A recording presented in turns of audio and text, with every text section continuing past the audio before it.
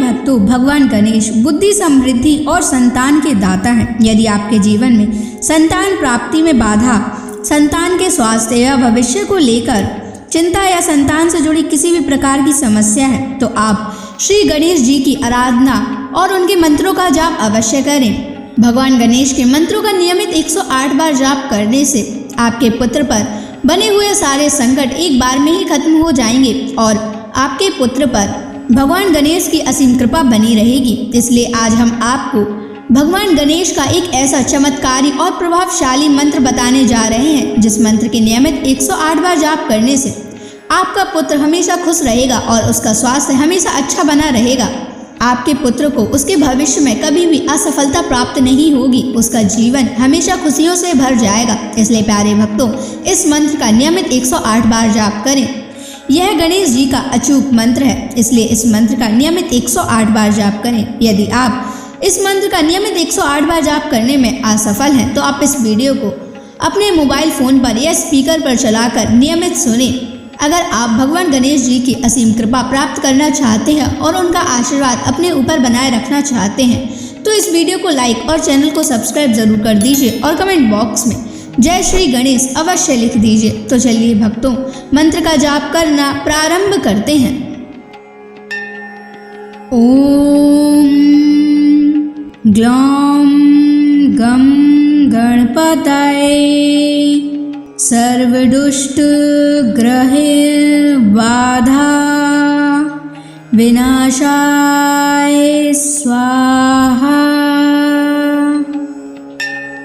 ओम ग्लौम गम गणपतये सर्वदुष्ट ग्रहे बाधा विनाशाय स्वाहा। ओम ग्लौम गम गणपतये सर्वदुष्ट ग्रहे बाधा विनाशाय स्वाहा। ओम ग्लौम गम गणपतये सर्वदुष्ट ग्रहे बाधा विनाशाय स्वाहा।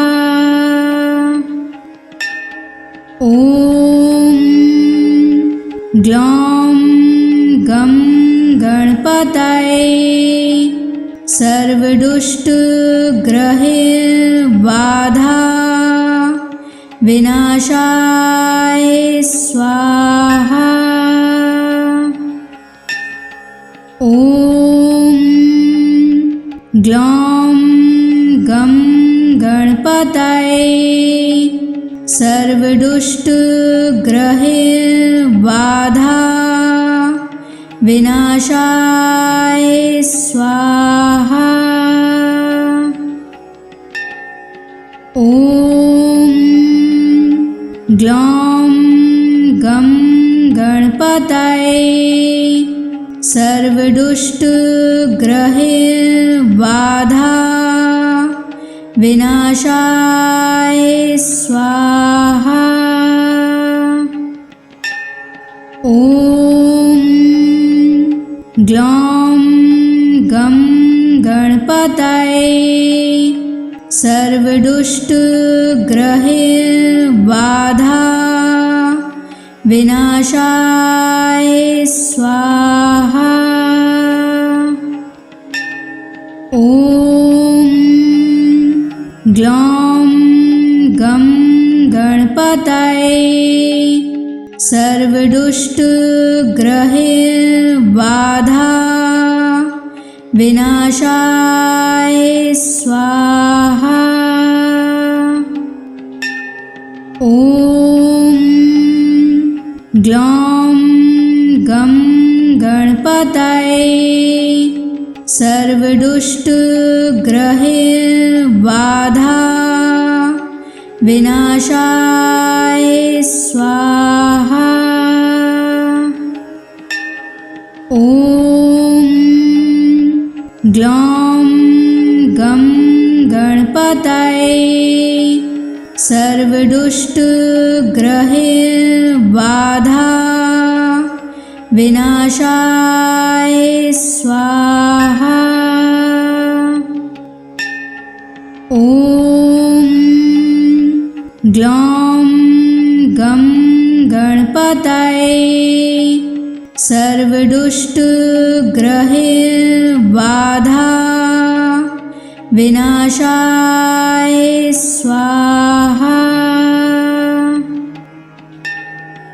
ॐ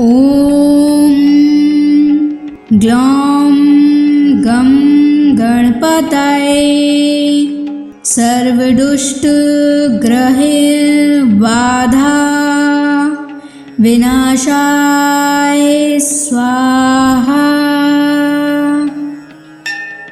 ॐ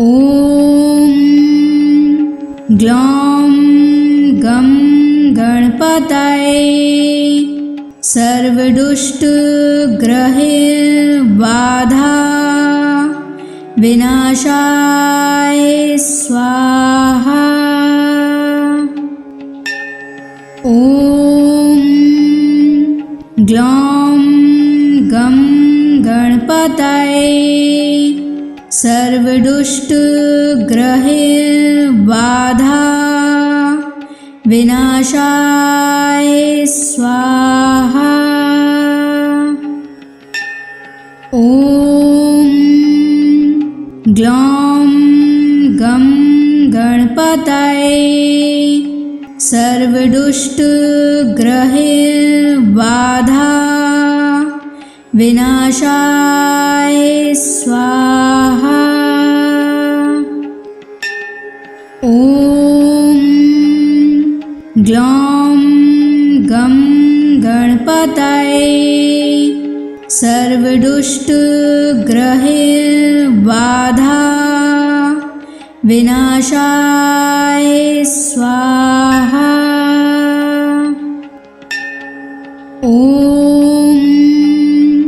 ग्लौं गं गणपतये सर्वदुष्टग्रहबाधा विनाशाय स्वाहा। ॐ ग्लौं गं गणपतये सर्वदुष्टग्रहबाधा विनाशाय स्वाहा। ॐ ग्लौं गं गणपतये सर्वदुष्टग्रहबाधा विनाशाय स्वाहा। ॐ ग्लौं गं गणपतये सर्वदुष्टग्रहबाधा विनाशाय स्वाहा। ॐ ग्लौं गं गणपतये सर्वदुष्टग्रहबाधा विनाशाय स्वाहा। ॐ ग्लौं गं गणपतये सर्वदुष्टग्रहबाधा विनाशाय स्वाहा। ॐ ग्लौं गं गणपतये सर्वदुष्टग्रहबाधा विनाशाय स्वाहा। ॐ ग्लौं गं गणपतये सर्वदुष्टग्रहैर्बाधा विनाशाय स्वाहा। ॐ ग्लौं गं गणपतये सर्वदुष्टग्रहैर्बाधा विनाशाय स्वाहा। ॐ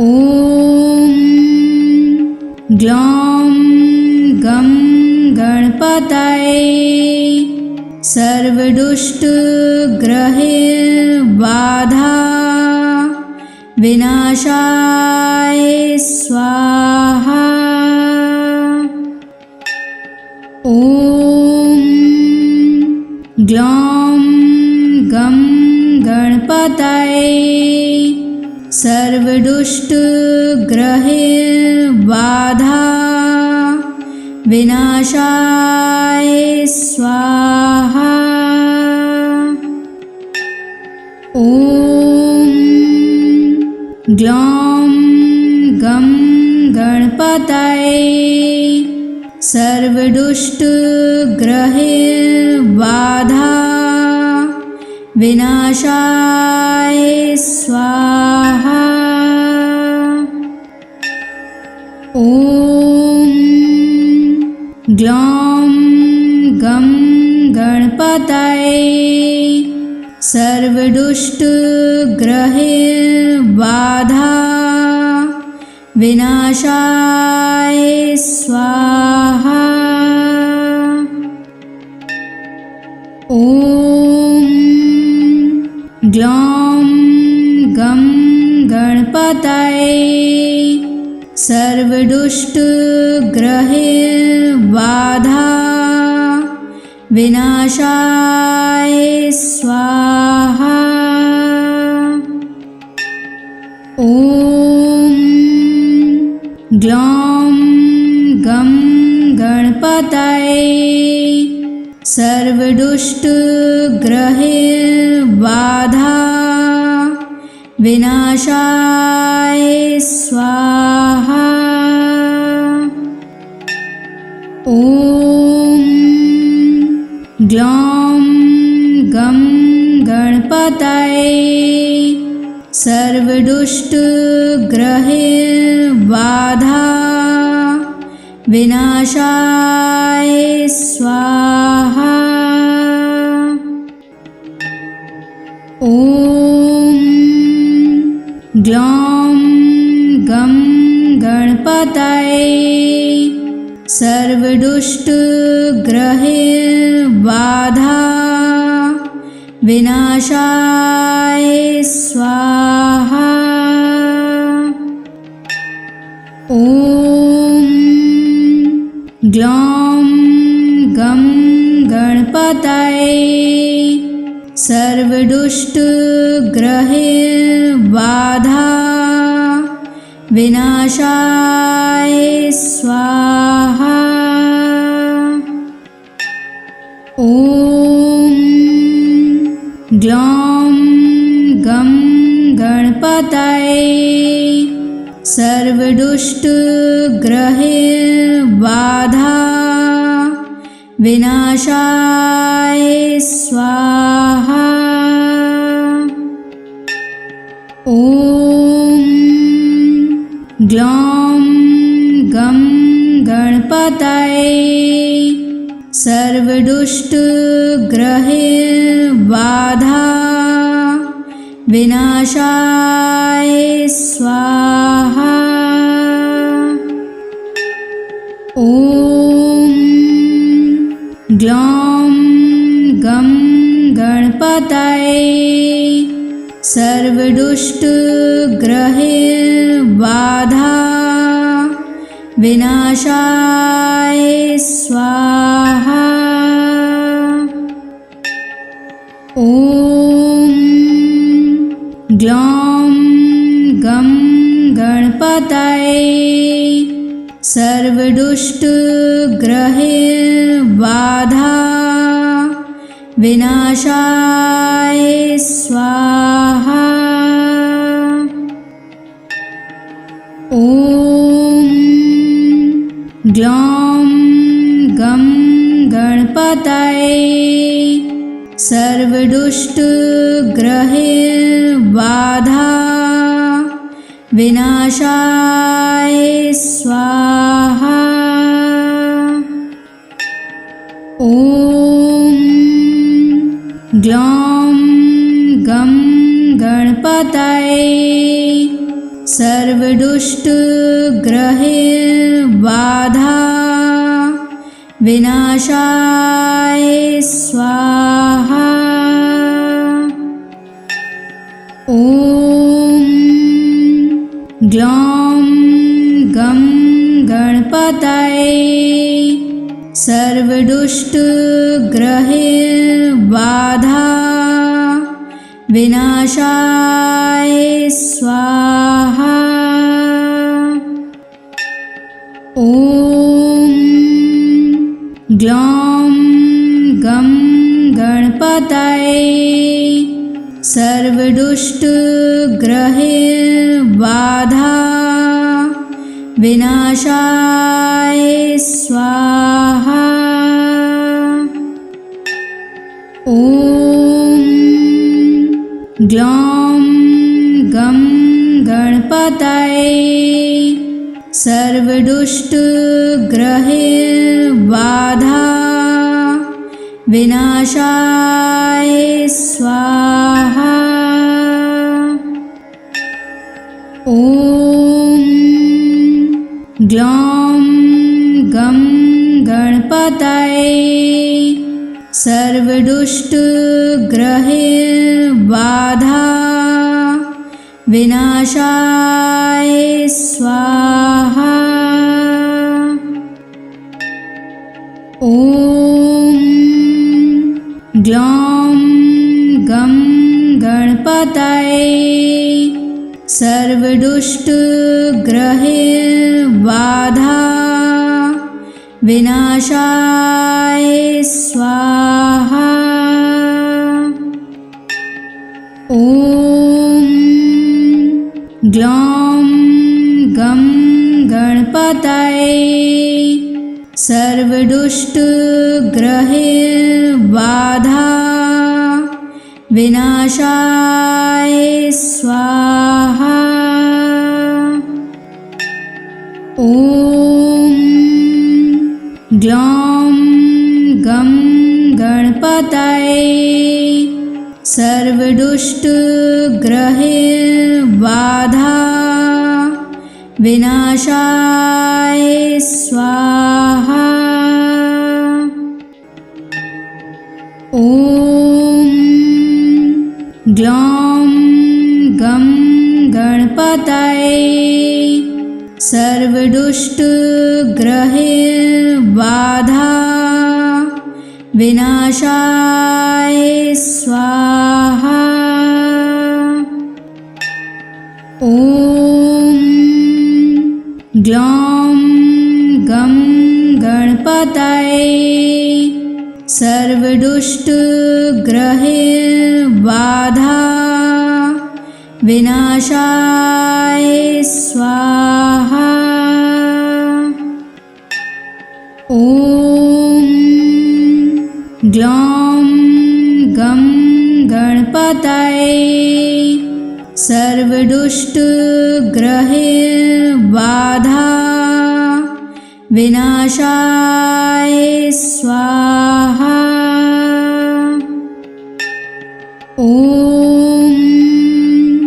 ग्लौं गं गणपतये सर्वदुष्टग्रहैर्बाधा विनाशाय स्वाहा।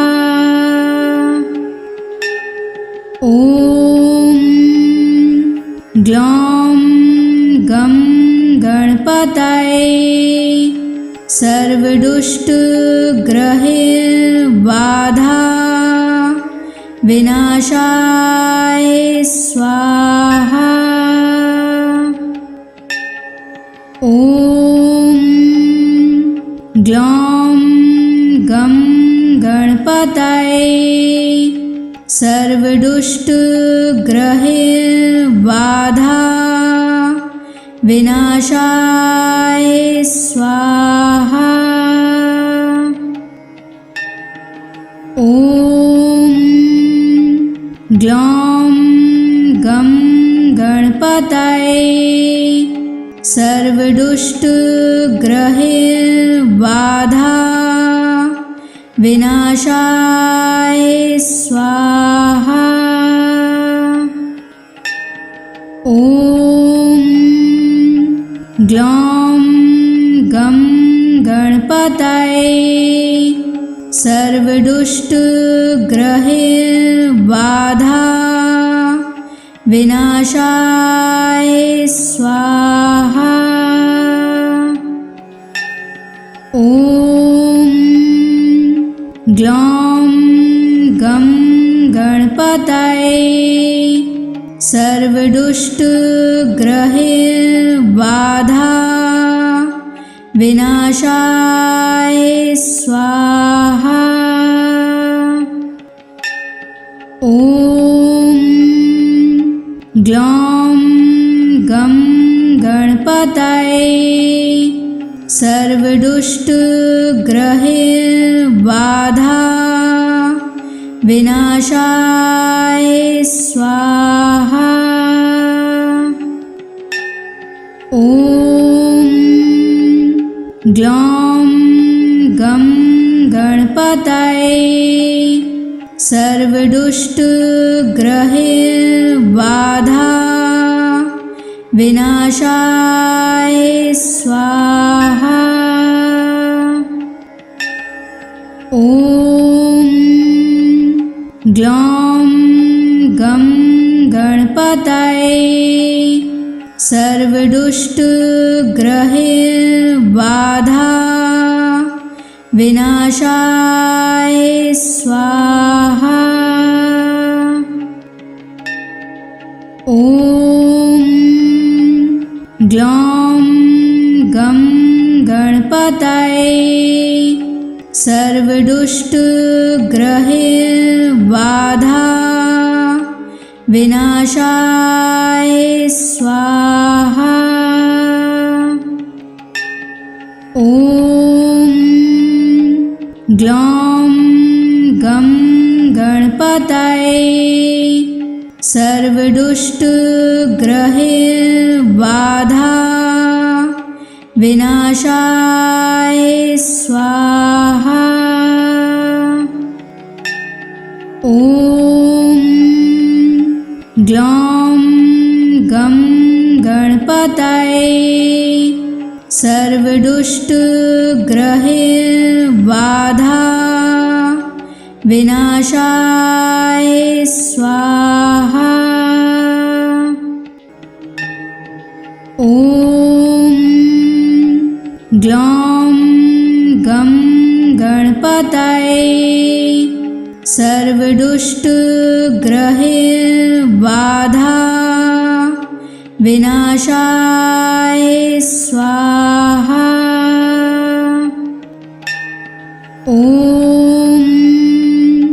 ग्लौं गं गणपतये सर्वदुष्टग्रहबाधा विनाशाय स्वाहा।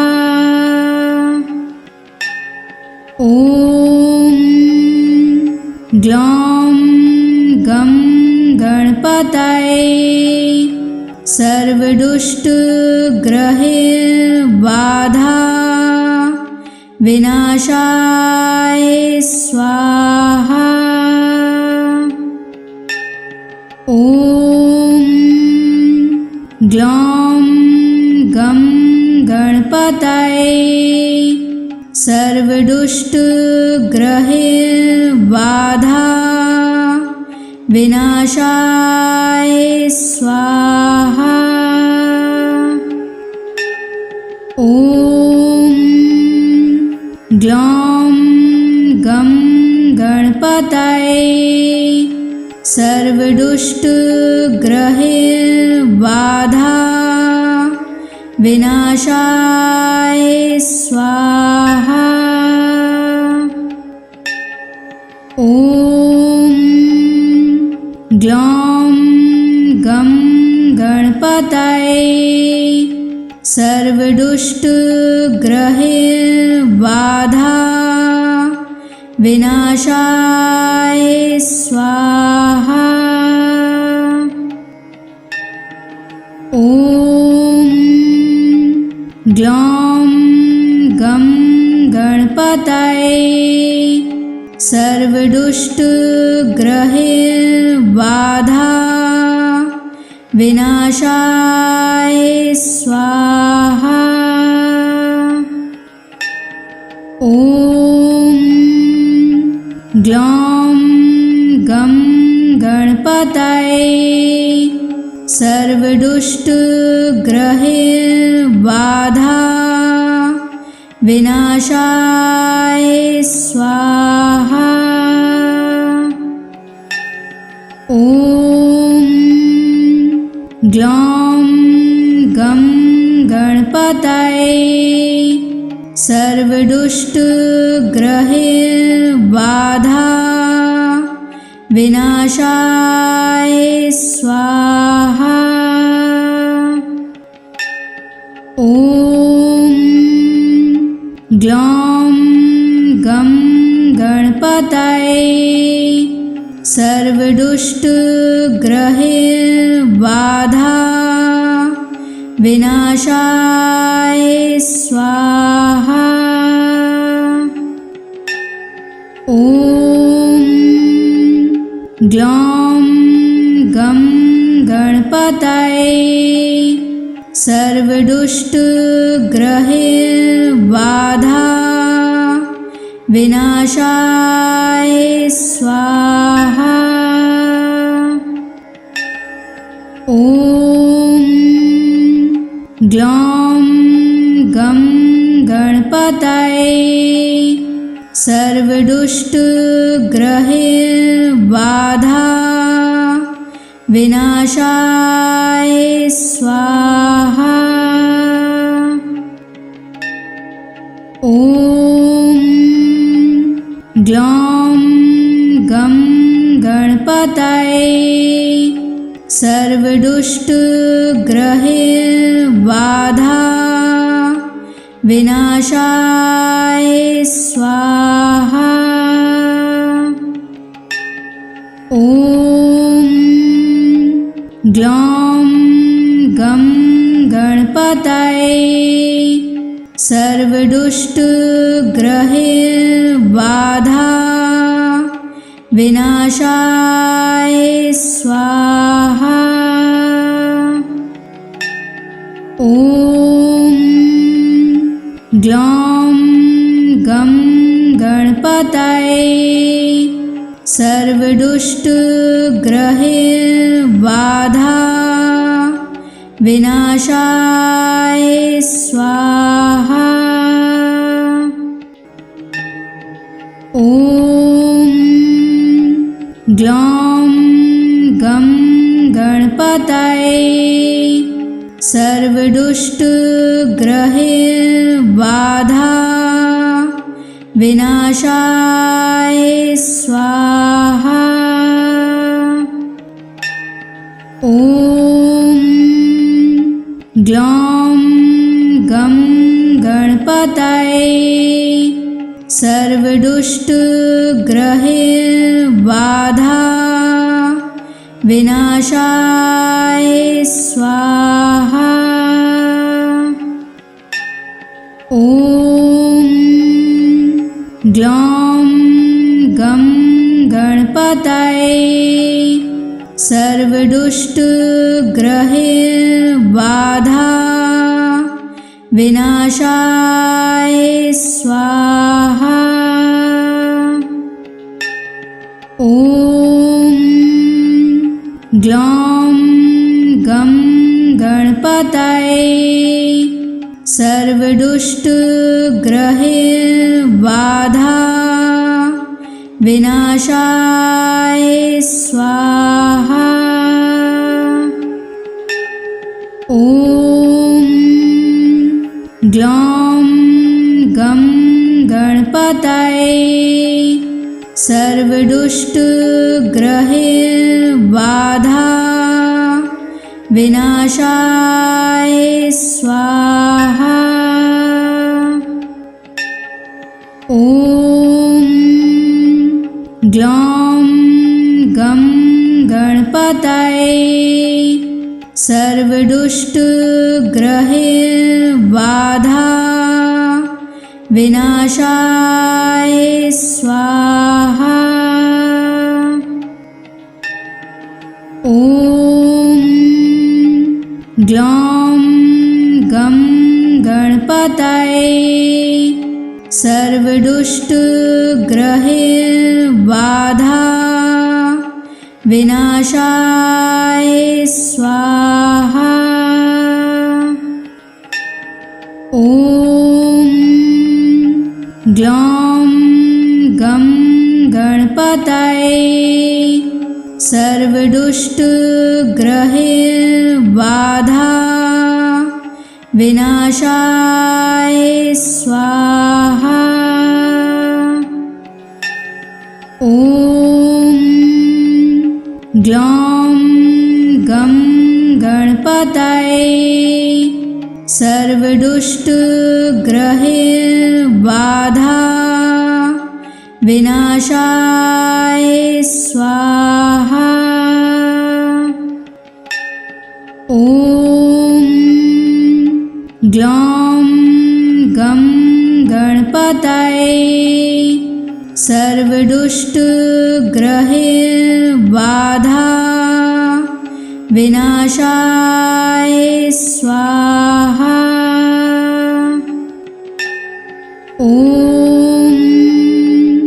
ग्लौं गं गणपतये सर्वदुष्टग्रहैर्बाधा विनाशाय स्वाहा।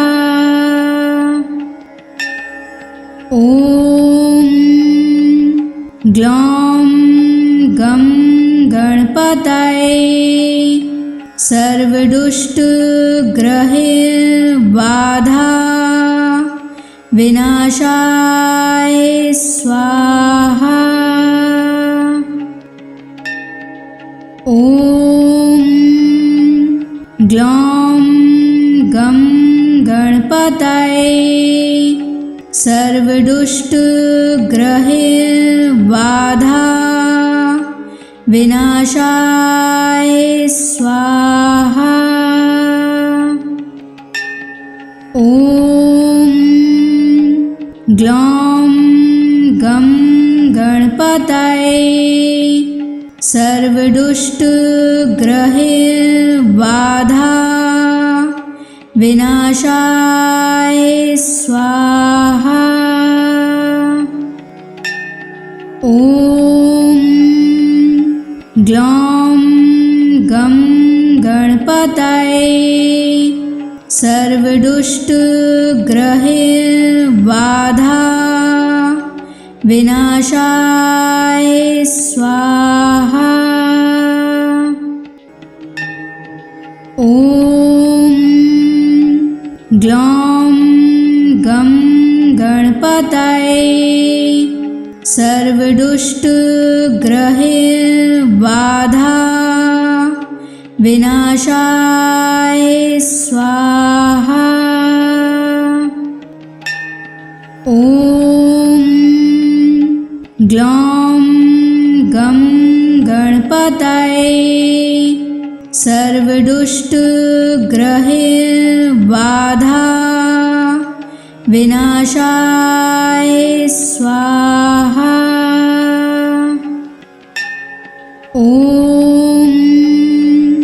ग्लौं गं गणपतये सर्वदुष्टग्रहैर्बाधा विनाशाय स्वाहा। ॐ ग्लौं गं गणपतये सर्वदुष्टग्रहबाधा विनाशाय स्वाहा। ॐ ग्लौं गं गणपतये सर्वदुष्टग्रहबाधा विनाशाय स्वाहा। ॐ ग्लौं गं गणपतये सर्वदुष्टग्रहबाधा विनाशाय स्वाहा। ॐ ग्लौं गं गणपतये सर्वदुष्टग्रहबाधा विनाशाय स्वाहा। ॐ ग्लौं गं गणपतये सर्वदुष्टग्रहबाधा विनाशाय स्वाहा।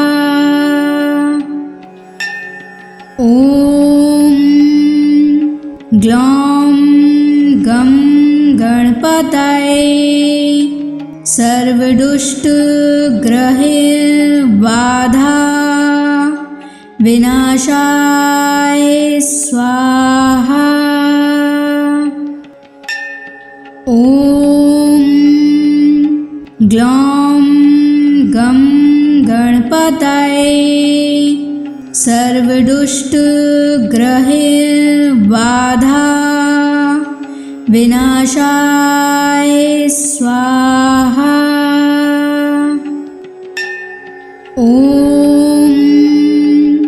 ग्लौं गं गणपतये सर्वदुष्टग्रहबाधा विनाशाय स्वाहा।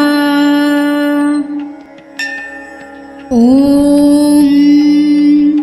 ग्लौं गं गणपतये सर्वदुष्टग्रहबाधा विनाशाय स्वाहा।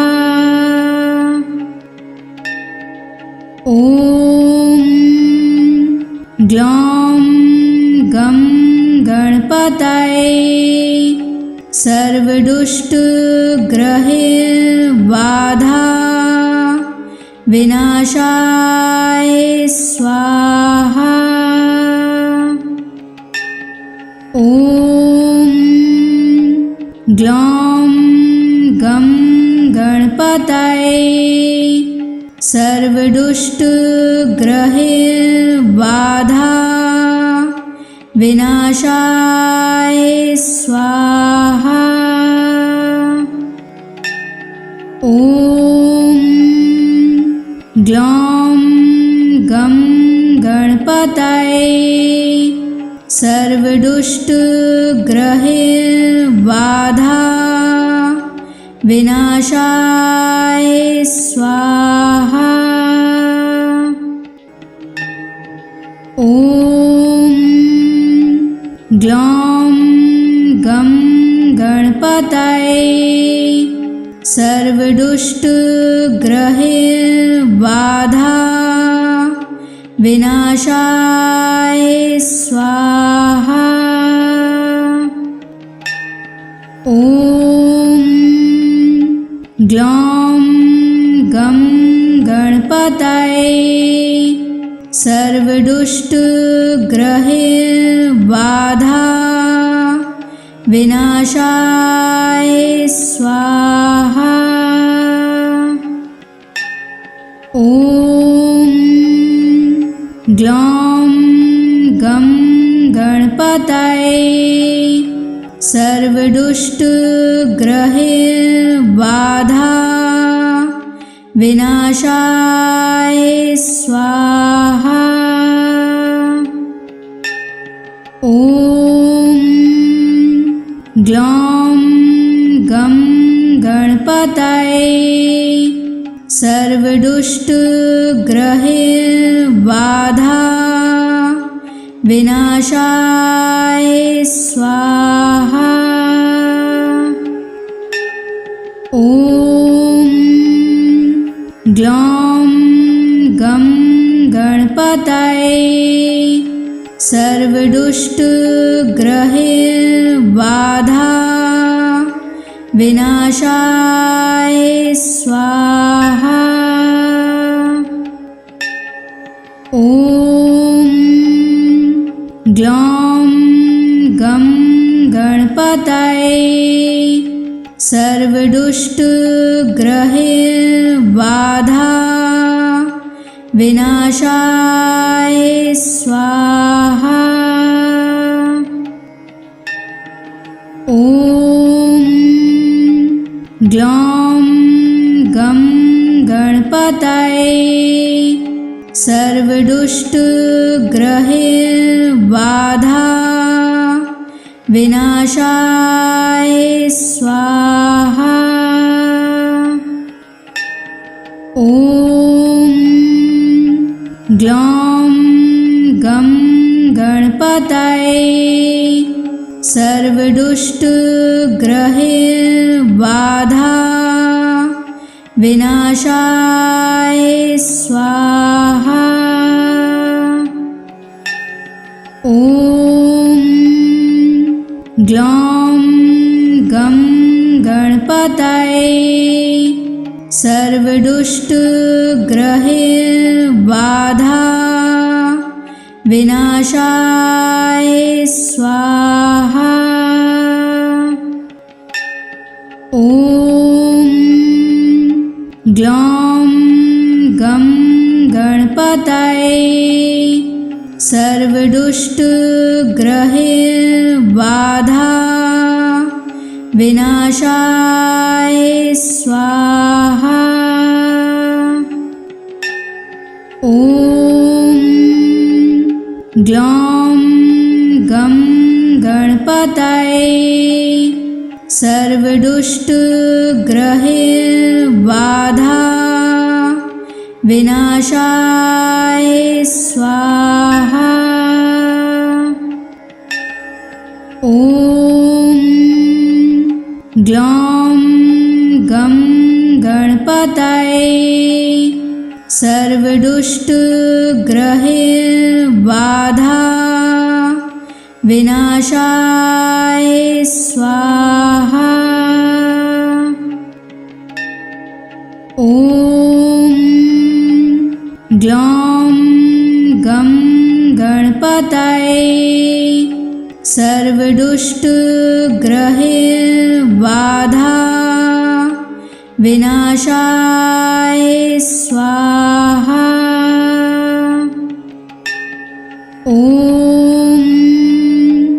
ग्लौं गं गणपतये सर्वदुष्टग्रहैर्बाधा विनाशाय स्वाहा। ॐ ग्लौं गं गणपतये सर्वदुष्टग्रहैर्बाधा विनाशाय स्वाहा। ॐ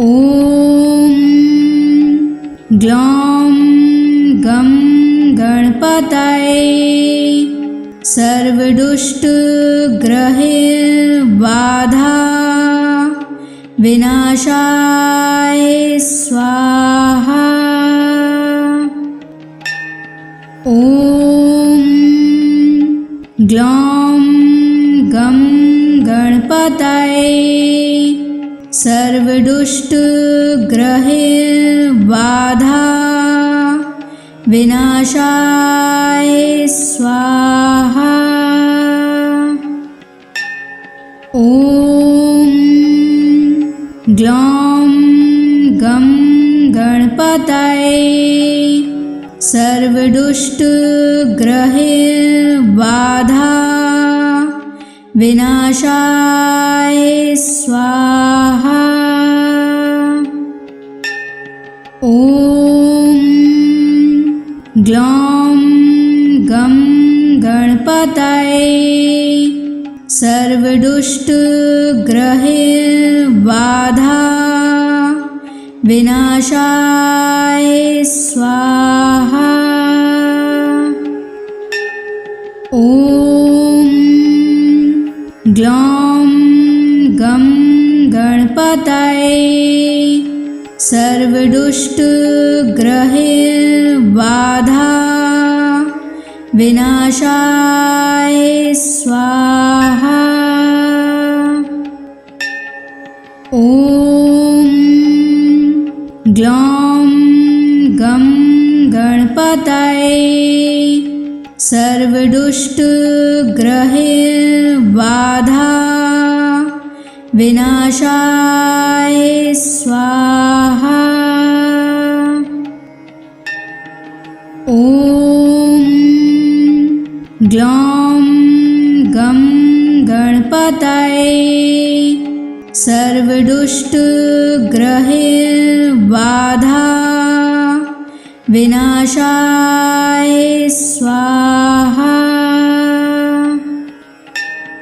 ॐ ग्लौं गं गणपतये सर्वदुष्टग्रहबाधा विनाशाय स्वाहा। ॐ ग्लौं गं गणपतये सर्वदुष्टग्रहबाधा विनाशाय स्वाहा।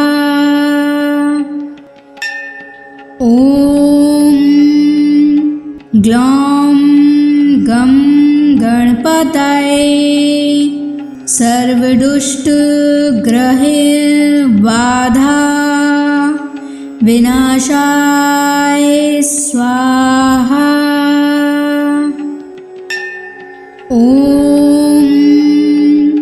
ग्लौं गं गणपतये सर्वदुष्टग्रहबाधा विनाशाय स्वाहा।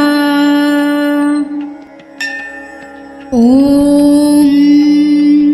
ग्लौं गं गणपतये सर्वदुष्टग्रहबाधा विनाशाय स्वाहा। ॐ ग्लौं गं गणपतये सर्वदुष्टग्रहबाधा विनाशाय स्वाहा। ॐ ग्लौं गं गणपतये सर्वदुष्टग्रहबाधा विनाशाय स्वाहा। ॐ ग्लौं गं गणपतये सर्वदुष्टग्रहबाधा विनाशाय स्वाहा। ॐ ग्लौं गं गणपतये सर्वदुष्टग्रहबाधा विनाशाय स्वाहा। ॐ ग्लौं गं गणपतये सर्वदुष्टग्रहबाधा विनाशाय स्वाहा। ॐ ग्लौं गं गणपतये सर्वदुष्टग्रहबाधा विनाशाय स्वाहा। ॐ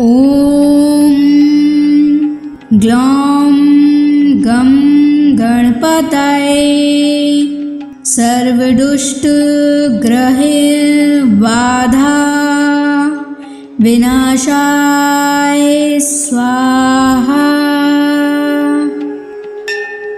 ॐ ग्लौं गं गणपतये सर्वदुष्टग्रहबाधा विनाशाय स्वाहा। ॐ ग्लौं गं गणपतये सर्वदुष्टग्रहबाधा विनाशाय स्वाहा। ॐ ग्लौं गं गणपतये सर्वदुष्टग्रहबाधा विनाशाय स्वाहा। ॐ ग्लौं गं गणपतये सर्वदुष्टग्रहबाधा विनाशाय स्वाहा। ॐ ग्लौं गं गणपतये सर्वदुष्टग्रहबाधा विनाशाय स्वाहा। ॐ ग्लौं गं गणपतये सर्वदुष्टग्रहबाधा विनाशाय स्वाहा। ॐ ग्लौं गं गणपतये सर्वदुष्टग्रहबाधा विनाशाय स्वाहा। ॐ ग्लौं गं गणपतये सर्वदुष्टग्रहबाधा विनाशाय स्वाहा। ॐ ग्लौं गं गणपतये सर्वदुष्टग्रहबाधा विनाशाय स्वाहा। ॐ ग्लौं गं गणपतये सर्वदुष्टग्रहबाधा विनाशाय स्वाहा। ॐ ग्लौं गं गणपतये सर्वदुष्टग्रहबाधा विनाशाय स्वाहा। ॐ ग्लौं गं गणपतये सर्वदुष्टग्रहबाधा विनाशाय स्वाहा। ॐ ग्लौं गं गणपतये सर्वदुष्टग्रहबाधा विनाशाय स्वाहा। ॐ ग्लौं गं गणपतये सर्वदुष्टग्रहबाधा विनाशाय स्वाहा। ॐ ग्लौं गं गणपतये सर्वदुष्टग्रहबाधा विनाशाय स्वाहा। ॐ ग्लौं गं गणपतये सर्वदुष्टग्रहबाधा विनाशाय स्वाहा। ॐ ग्लौं गं गणपतये सर्वदुष्टग्रहबाधा विनाशाय स्वाहा। ॐ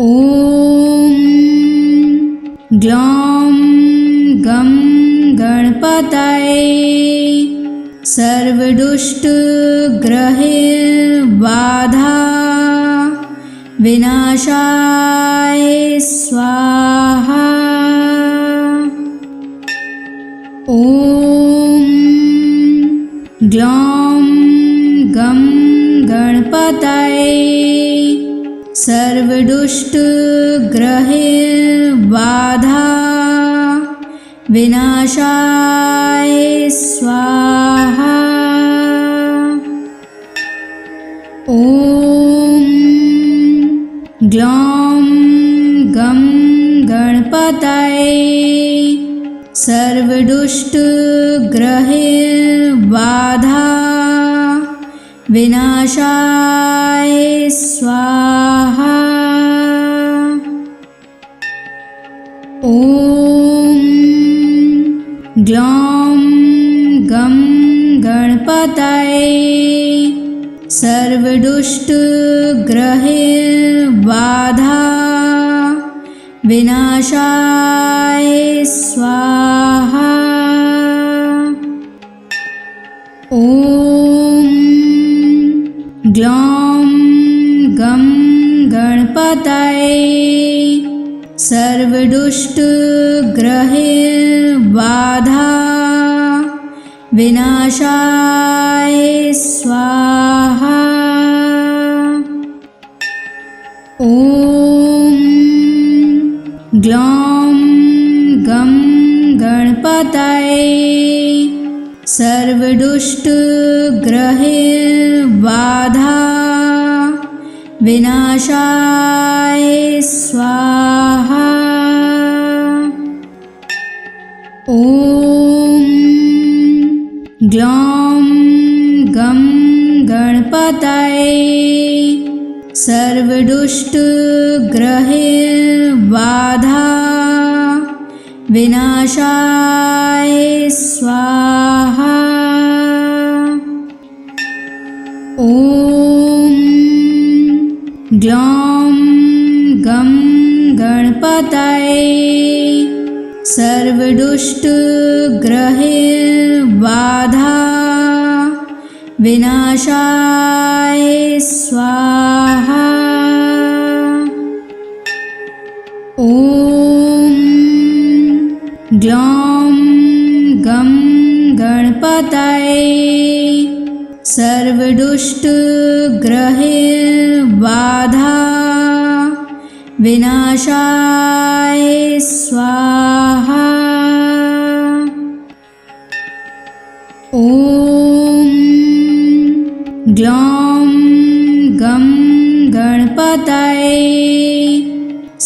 सर्वदुष्टग्रहैर्बाधा विनाशाय स्वाहा।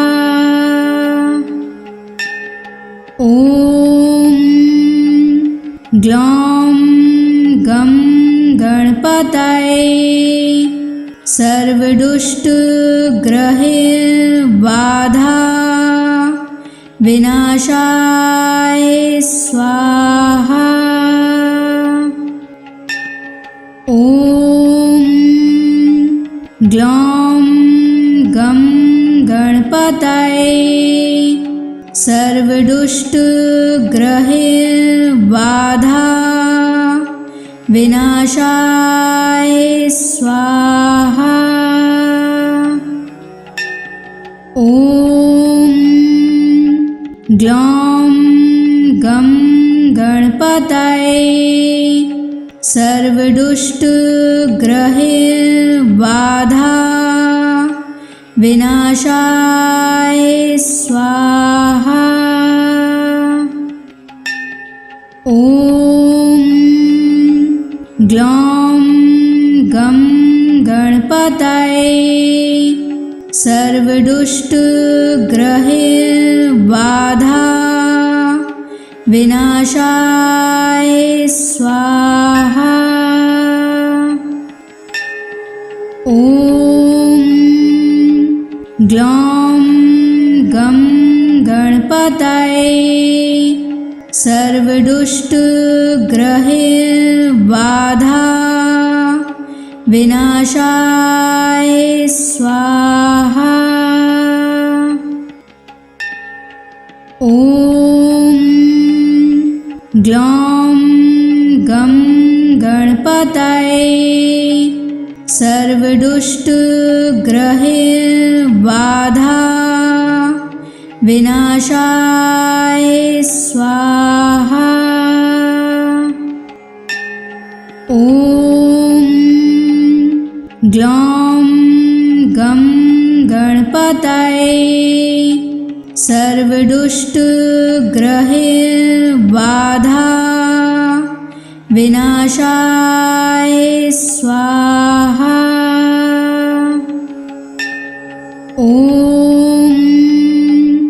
ग्लौं गं गणपतये सर्वदुष्टग्रहैर्बाधा विनाशाय स्वाहा। ॐ ग्लौं गं गणपतये सर्वदुष्टग्रहैर्बाधा विनाशाय स्वाहा। ॐ ग्लौं गं गणपतये सर्वदुष्टग्रहैर्बाधा विनाशाय स्वाहा। ॐ ग्लौं गं गणपतये सर्वदुष्टग्रहैर्बाधा विनाशाय स्वाहा। ॐ ग्लौं गं गणपतये सर्वदुष्टग्रहैर्बाधा विनाशाय स्वाहा। ॐ ग्लौं गं गणपतये सर्वदुष्टग्रहैर्बाधा विनाशाय स्वाहा। ॐ ग्लौं गं गणपतये सर्वदुष्टग्रहैर्बाधा विनाशाय स्वाहा। ॐ ग्लौं गं गणपतये सर्वदुष्टग्रहबाधा विनाशाय स्वाहा। ॐ ग्लौं गं गणपतये सर्वदुष्टग्रहबाधा विनाशाय स्वाहा। ॐ ग्लौं गं गणपतये सर्वदुष्टग्रहबाधा विनाशाय स्वाहा। ॐ ग्लौं गं गणपतये सर्वदुष्टग्रहबाधा विनाशाय स्वाहा। ॐ ग्लौं गं गणपतये सर्वदुष्टग्रहबाधा विनाशाय स्वाहा। ॐ ग्लौं गं गणपतये सर्वदुष्टग्रहबाधा विनाशाय स्वाहा। ॐ ग्लौं गं गणपतये सर्वदुष्टग्रहबाधा विनाशाय स्वाहा। ॐ ग्लौं गं गणपतये सर्वदुष्टग्रहबाधा विनाशाय स्वाहा। ॐ ग्लौं गं गणपतये सर्वदुष्टग्रहबाधा विनाशाय स्वाहा। ॐ ग्लौं गं गणपतये सर्वदुष्टग्रहबाधा विनाशाय स्वाहा। ॐ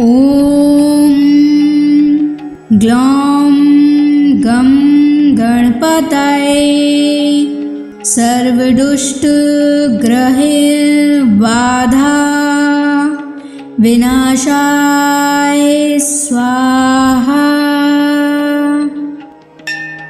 ॐ ग्लौं गं गणपतये सर्वदुष्टग्रहबाधा विनाशाय स्वाहा। ॐ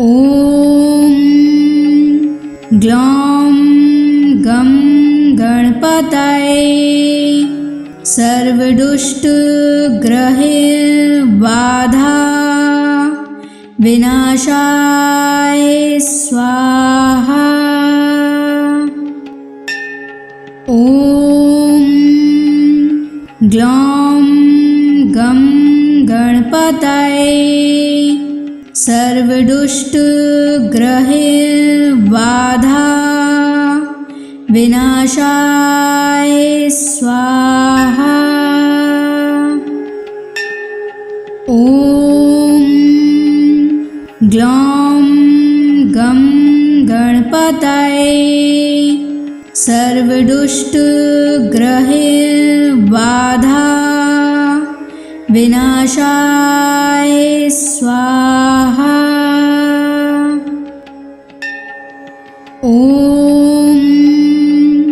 ग्लौं गं गणपतये सर्वदुष्टग्रहबाधा विनाशाय स्वाहा। ॐ ग्लौं गं गणपतये सर्वदुष्टग्रहबाधा विनाशाय स्वाहा। ॐ ग्लौं गं गणपतये सर्वदुष्टग्रहबाधा विनाशाय स्वाहा। ॐ ग्लौं गं गणपतये सर्वदुष्टग्रहबाधा विनाशाय स्वाहा। ॐ ग्लौं गं गणपतये सर्वदुष्टग्रहबाधा विनाशाय स्वाहा। ॐ ग्लौं गं गणपतये सर्वदुष्टग्रहबाधा विनाशाय स्वाहा। ॐ ग्लौं गं गणपतये सर्वदुष्टग्रहबाधा विनाशाय स्वाहा। ॐ ग्लौं गं गणपतये सर्वदुष्टग्रहबाधा विनाशाय स्वाहा। ॐ ग्लौं गं गणपतये सर्वदुष्टग्रहबाधा विनाशाय स्वाहा। ॐ ग्लौं गं गणपतये सर्वदुष्टग्रहबाधा विनाशाय स्वाहा। ॐ ग्लौं गं गणपतये सर्वदुष्टग्रहबाधा विनाशाय स्वाहा। ॐ ग्लौं गं गणपतये सर्वदुष्टग्रहबाधा विनाशाय स्वाहा। ॐ ग्लौं गं गणपतये सर्वदुष्टग्रहबाधा विनाशाय स्वाहा। ॐ ग्लौं गं गणपतये सर्वदुष्टग्रहबाधा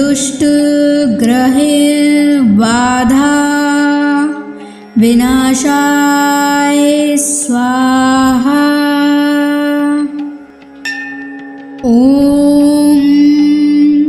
ग्लौं गं गणपतये सर्वदुष्टग्रहबाधा विनाशाय स्वाहा।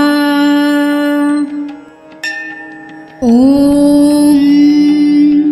ग्लौं गं गणपतये सर्वदुष्टग्रहबाधा विनाशाय स्वाहा। ॐ ग्लौं गं गणपतये सर्वदुष्टग्रहबाधा विनाशाय स्वाहा। ॐ ग्लौं गं गणपतये सर्वदुष्टग्रहबाधा विनाशाय स्वाहा। ॐ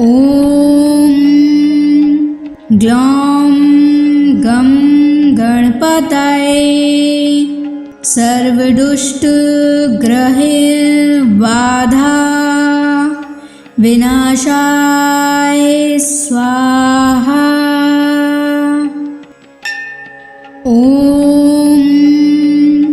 ग्लौं गं गणपतये सर्वदुष्टग्रहबाधा विनाशाय स्वाहा। ॐ ग्लौं गं गणपतये सर्वदुष्टग्रहबाधा विनाशाय स्वाहा। ॐ